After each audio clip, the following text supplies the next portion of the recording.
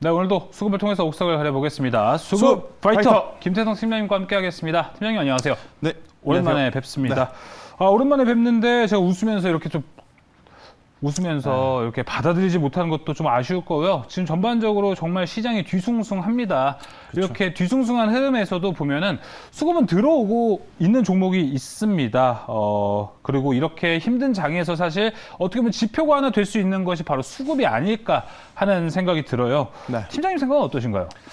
일단 제가 전쟁 전문가는 아니지 않습니까? 그렇죠. 그래서 이제 전쟁에 대해서 일어날 것이다, 일어나지 않을 것이다, 이 말은 굉장히 저는 조심스럽다라고 좀 말씀드릴 수 있을 것 같고, 네. 대신에 우리는 이제 주식을 하는 트레이더잖아요. 그러면 주식을 언제 살까라는 고민을 지금 계속 할 수밖에 없을 것 같아요. 제가 이제 지지난주에도 무슨 이야기를 드렸냐면 지금 시장의 지수의 변동성이 굉장히 커질 수밖에 없기 때문에 네. 여기가 바닥이다라고 확신을 하고 만약 100만 원을 투자했을 때 100만 원을 모두 사는 것은 위험할 수 있다라는 의견을 드렸어요. 그러면 당연히 이제 분할 매수를 해야 되는데 네. 지금 관점에서 그런 매수를 해도 괜찮은 것인가? 저는 지금 관점에서 분할 매수의 관점으로 접근을 한다면 충분히 매수를 해도 괜찮다는 생각이 들어요. 왜냐?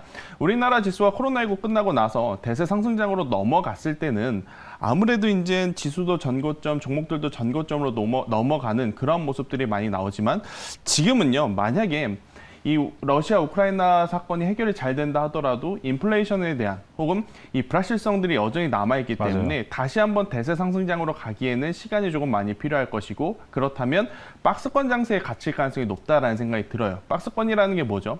어느 일정한 구간을 놓고 아래에서 내려오면 매수를 하고 또 어느 정도 올라오면 그 박스 상단에서 매도를 하는 전략이 이제 가장 좋은 게 이제 박스권 장세인데, 네. 박스권이라는 게 뭐 크기가 클 수도 있고 작을 수도 있어요.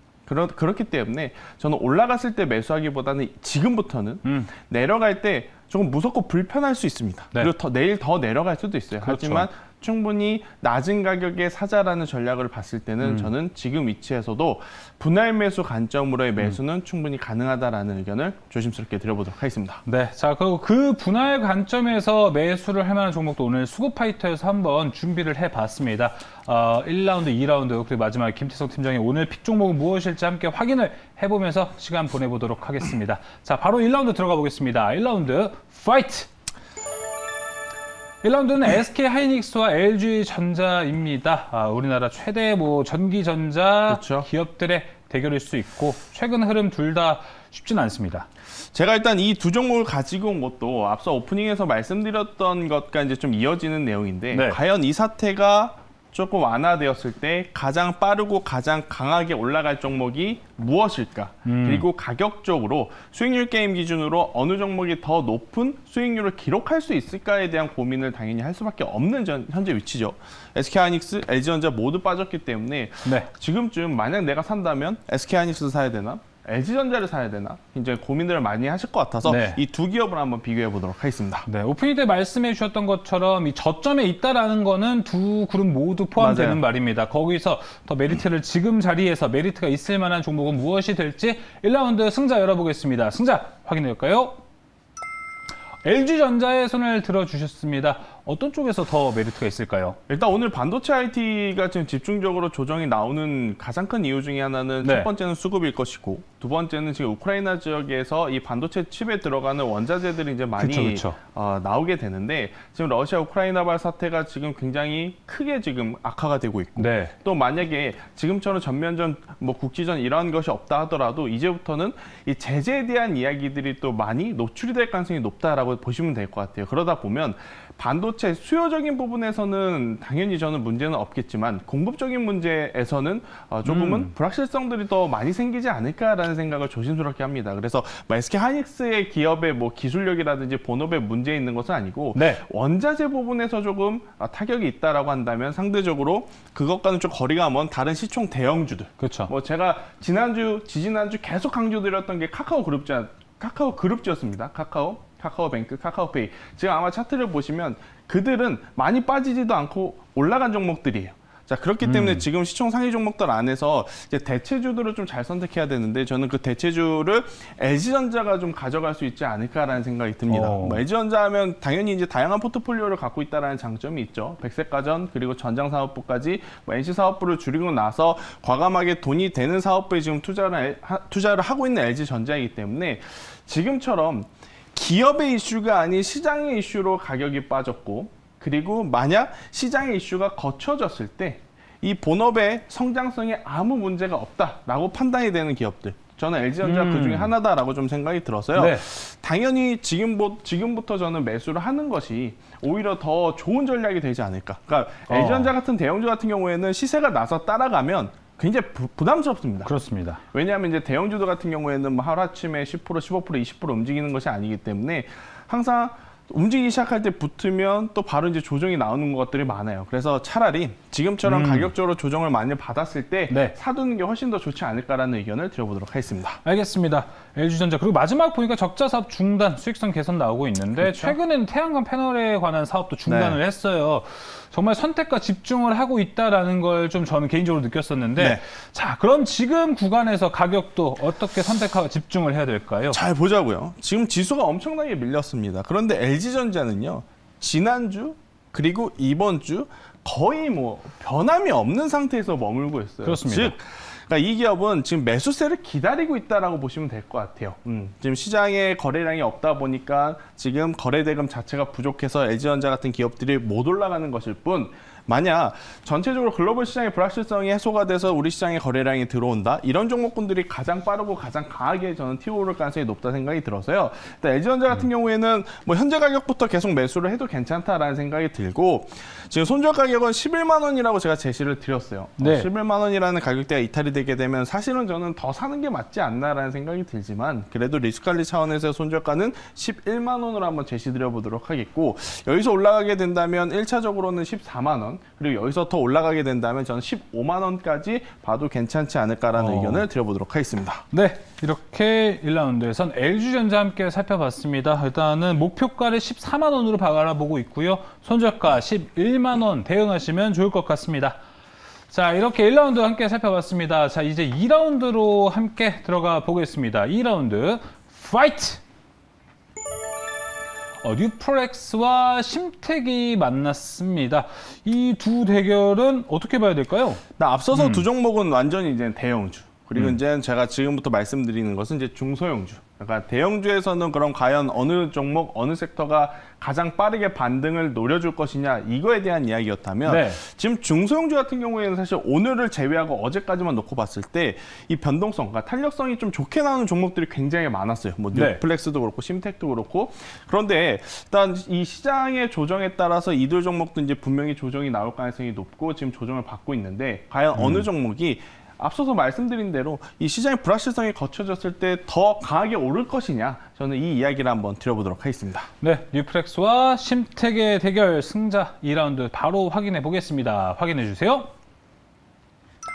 자, 오늘 기관 2승을 해주셨습니다. 네. 심택의 손을 들어주셨는데 확실히 반도체를 보면 그중에서 PCB가 지금 그렇죠. 가장 좋게 간다라고 한 얘기가 정말 많습니다. 일단 FPCB 관련해서 어제 이제 LG노텍이 또다시 한번, 또다시는 아닙니다. 뭐 지난 1년 전부터 계속 이제 시설 투자한다, 뭐 확장한다라는 이야기가 있었지만 어제 이제 공식적으로 공시를 냈죠. 이제 설비 투자를 하겠다.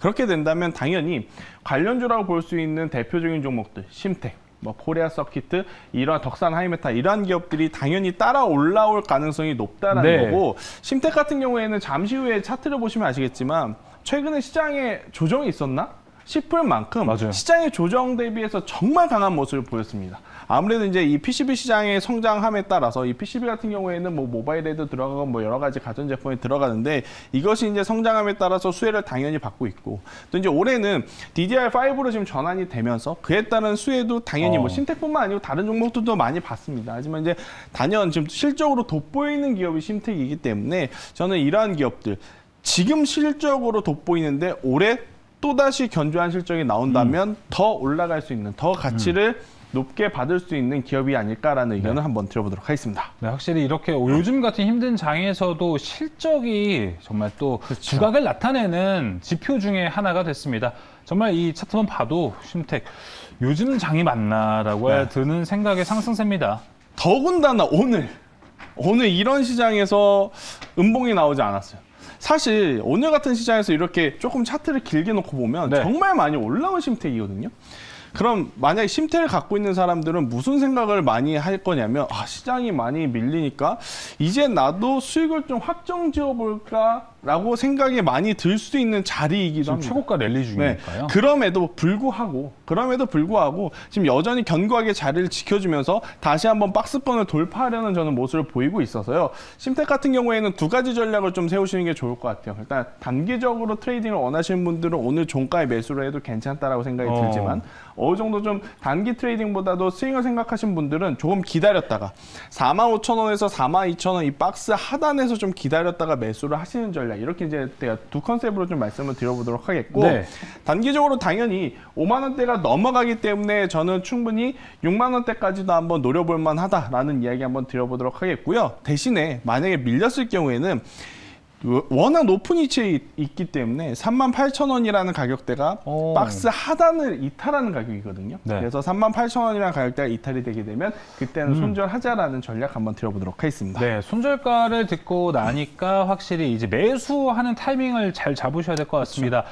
심택 42,000원에서 45,000원 저희가 밴딩을 딱 지금 김태성 팀장님이 일단 제시를 했습니다. 목표가 일단 최종은 6만 원, 5만 원 선 넘어가는 것도 확인이 좀 필요할 것 같습니다. 손절가 38,000원 제시한 심택이었습니다.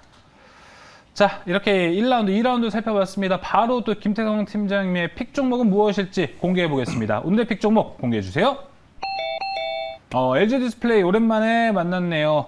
카카오뱅크 다음으로 좋아하시는 그렇죠. 종목 같아요. 네. 그때 못 샀다면 이제 사자라는 전략 저는 드리고 싶어요.